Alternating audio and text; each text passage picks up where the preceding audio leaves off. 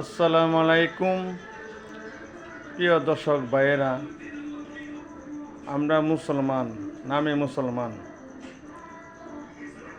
বলা হচ্ছে মুসলমান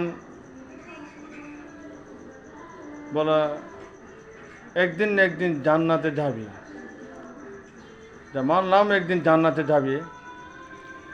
এখন পুইরা আংডা কইরা জ্বলন্ত করে জাহান্নামে জ্বলিয়া যদি জান্নাতে যাওন লাগে, তো এই আগুনটা কেমনে সহ্য করবে?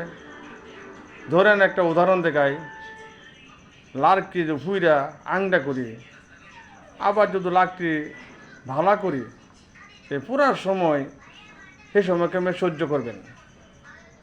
এত বলি ভাই, বলা হচ্ছে কি মুসলমান তো একদিন না একদিন জান্নাতে যাবে। আরে জান্নাতে যাবে তো পুরা ছেড়ে তো জান্নাতে এই যাওয়া কি দাম হবে? ভাই, আমরা নামাজটা পড়ি, সুদ ঘুষ আমরা না খাই, দুনিয়ায় তো একদিন একদিন চলে যাওয়ান লাগবো, বুঝলেন ভাই? আসসালামু আলাইকুম, ধন্যবাদ।